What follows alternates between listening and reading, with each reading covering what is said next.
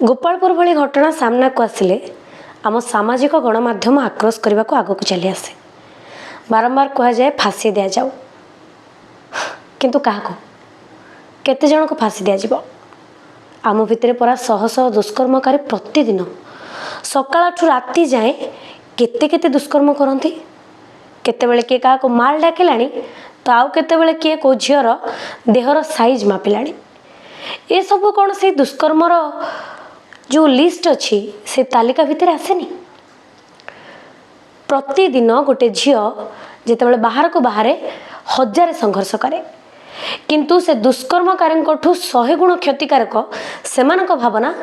जो मैंने प्रथमे भावती एभली घटना घटिले प्रथमे भावती झीलटा से कौन करुला, कौन पिंधिकी जाइथिला, कहा सहित थिला, केतेबेले जाइथिला, कौन कथा होउथिला, केते जोर रे हसुथिला, कौन करुला।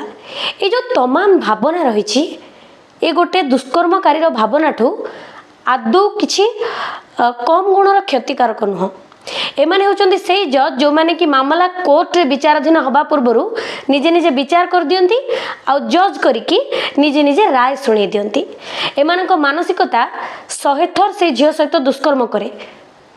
ए मानसिकता बारंबार दुष्कर्म को प्रोत्साहन दे चल थाए, किंतु कहीं कहीं चिंता करि पारंतिनी जे से पुओ माने सेठी राति अधिया को संकीर्तन करुथिले, से पुओ माने राति अधिया मद पी उत्पात कहीं करुथिले। प्रकृति से माने को घरर पुओ कौन करती जमती झील को क्षेत्र में चिंता करा जाए। पुओ माने कौन पिंधिथिले, पुओ को पैंट एते हुगुला केमती हो गला, अर्थात केमिति जेतेबेले भी से चाहूँच उत्तेजित हो जाउछंती, केतेबेले भी कौन सी झील सहित जहाँ इच्छा ताहा करि पारुछंती। रास्ता घाट रे जनक इच्छा विरुद्ध रे ता सहित दुष्कर्म करि पारुछंती। इते उत्तेजित केमिति हो पारुछंती से माने। अन्य कथा होची से माने जबरदस्ती करिवार जो मानसिकताटा कोठु आणुछंती, एटा प्रथमे चिंता करिवा काहाकू मन को पसुनी। मन इच्छा गोटे झीर देह सहित उपभोग करा जाय परिबो, दरकार हेले ता देह रे लुहा रड पुरी दिया जाय परिबो, लंगळा करके रास्ता रे ताकू फोपाड़ी दिया जाय परिबो, एमती कि बेळ पाइले ताकू मारी भी दिया जाय परिबो।